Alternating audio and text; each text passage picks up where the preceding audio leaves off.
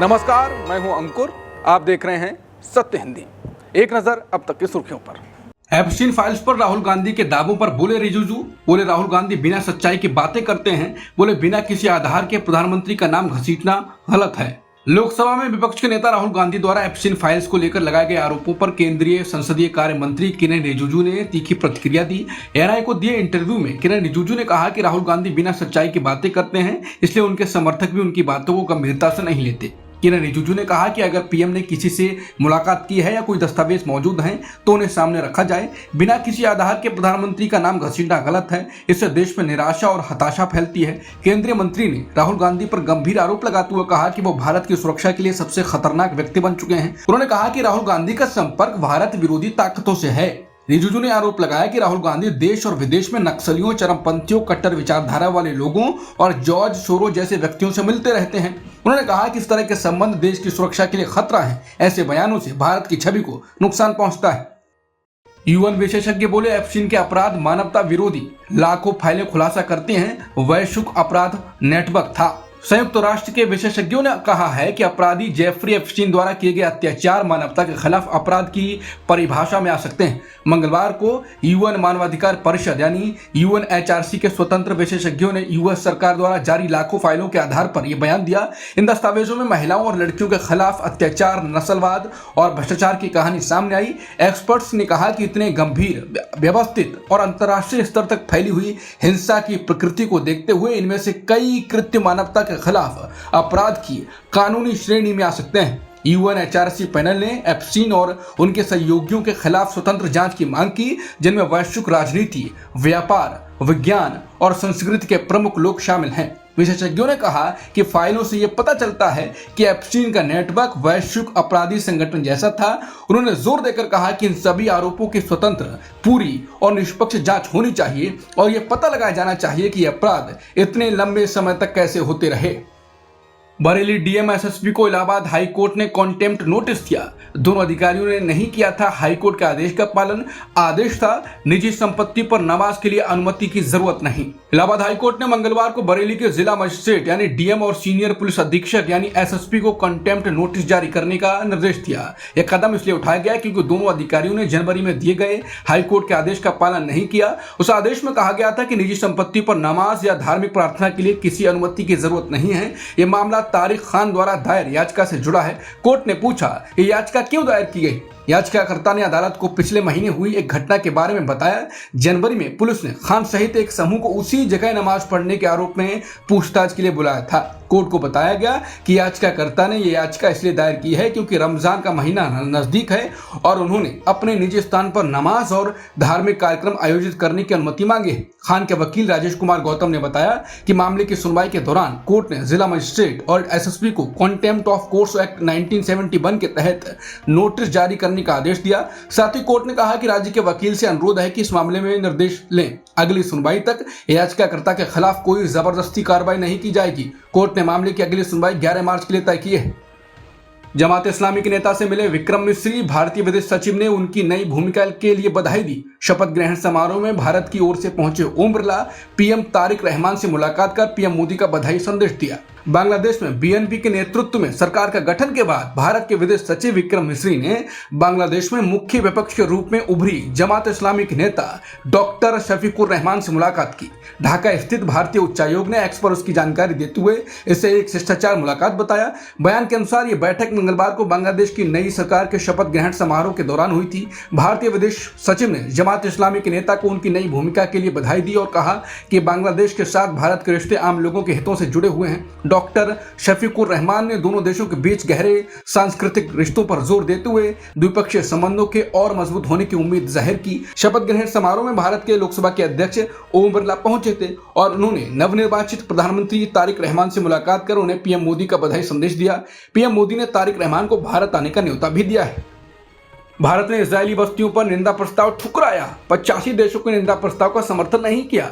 मोदी की इजरायल यात्रा से पहले यह कदम उठाया है। भारत ने उन 85 देशों का साथ नहीं देने का फैसला किया जो फिलिस्तीन इलाके यानी वेस्ट बैंक में इजरायली बस्तियों के विस्तार की आलोचना कर रहे हैं। संयुक्त राष्ट्र में निंदा प्रस्ताव पर हस्ताक्षर करने वालों में फ्रांस, ब्रिटेन, जर्मनी जैसे यूरोपीय देश, साथ ही चीन, रूस, सऊदी अरब और यूएई शामिल थे। भारत का यह कदम अगले हफ्ते होने वाली प्रधानमंत्री मोदी की इजरायल यात्रा से ठीक पहले आया।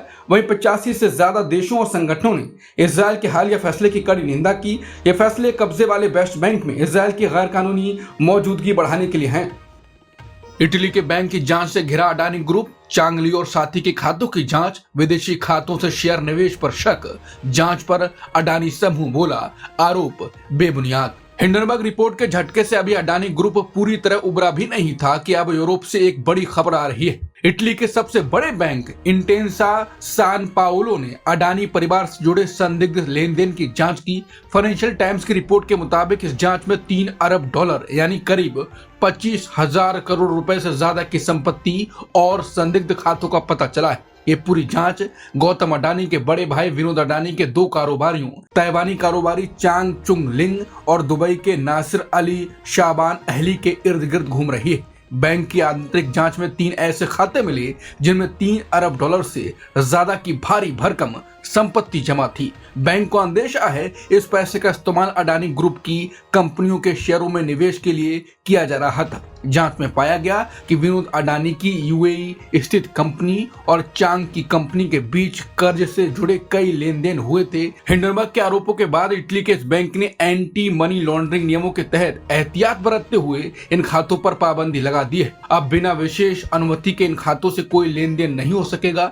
वहीं फरवरी 2023 में हुई बैंक के साथ मीटिंग में इन दोनों कारोबारियों ने स्वीकार किया कि ये खाते उन्हीं के हैं।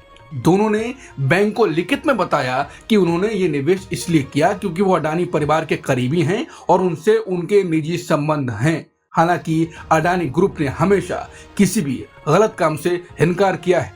इटली के बैंक की जांच पर टिप्पणी मांगे जाने पर अडानी समूह के प्रवक्ता ने कहा कि जिन लोगों यानी चांग और अहली को अडानी परिवार का मुखौटा यानी फ्रंट मैन बताया जा रहा है वो असल में पब्लिक शेयर होल्डर यानी आम निवेशक हैं। प्रवक्ता ने लिखा कि भारतीय कानून के अनुसार शेयर बाजार में लिस्टेड कोई भी कंपनी तय नहीं करती कि उसके शेयर कौन खरीदेगा। न ही कंपनी को यह पता होता है कि उन निवेशकों के पास पैसा कहां से आ रहा है। ये जिम्मेदारी रेगुलेटर्स यानी सेबी को होती है। ग्रुप ने कहा यह कहना बिल्कुल गलत है कि उन्होंने अपने प्रमोटर्स के शेयरों की जानकारी छिपाई है। उन्होंने कानून के हिसाब से सारी जानकारी सरकार को दी है।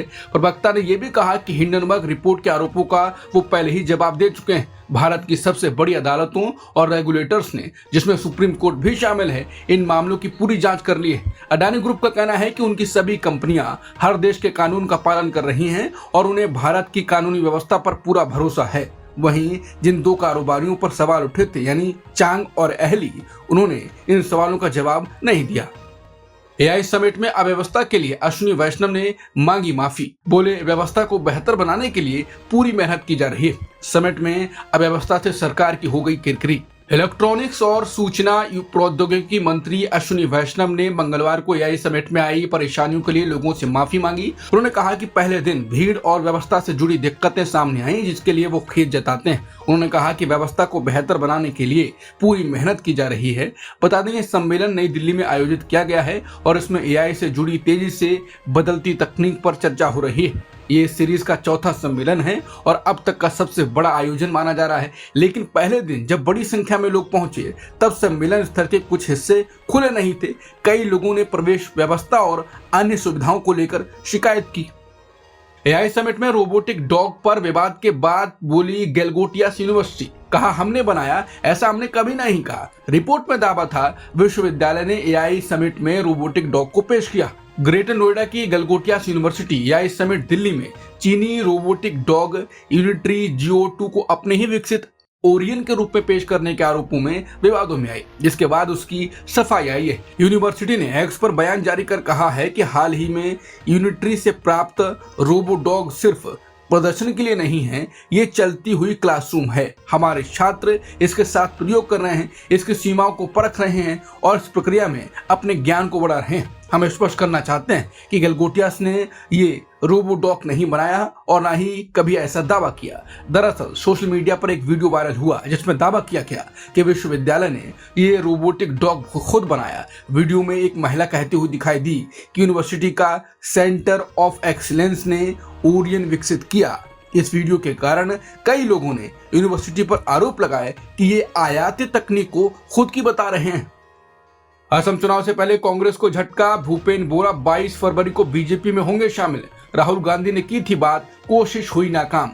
असम के वरिष्ठ नेता भूपेन बोरा ने कांग्रेस पार्टी छोड़ने के अपने फैसले पर कायम रहने का फैसला किया। असम के मुख्यमंत्री हिमंता बिस्वा शर्मा ने बताया कि भूपेन बोरा 22 फरवरी को बीजेपी में शामिल होंगे। मुख्यमंत्री हिमंता बिस्वा शर्मा ने कहा कि भूपेन बोरा से उनकी बातचीत हुई है और बोरा ने साफ कर दिया है कि वो अपना इस्तीफा वापस नहीं लेंगे। उन्होंने बीजेपी में आने का फैसला कर लिया है। बता दें, कांग्रेस की ओर से उन्हें मनाने की काफी कोशिशें की गईं। राहुल गांधी और असम के कांग्रेस अध्यक्ष गौरव गोगोई ने भी उनसे बात की, लेकिन मुख्यमंत्री शर्मा के साथ करीब 1 घंटे की बैठक के बाद भूपेन बोरा ने अपना फैसला नहीं बदला। बता दें, भूपेन बोरा को साल 2021 में असम कांग्रेस का अध्यक्ष बनाया गया था, लेकिन उनका आरोप है कि पार्टी में उन्हें धीरे धीरे किनारे किया गया और उनकी बातों को नजरअंदाज किया गया। पिछले साल मई में गौरव गोगोई को असम कांग्रेस का अध्यक्ष बना दिया गया। भले ही भूपेन बोरा को गठबंधन समिति की जिम्मेदारी दी गई, लेकिन अहम फैसले गौरव गोगोई ही ले रहे थे। इससे भूपेन बोरा नाराज बताए जा रहे थे।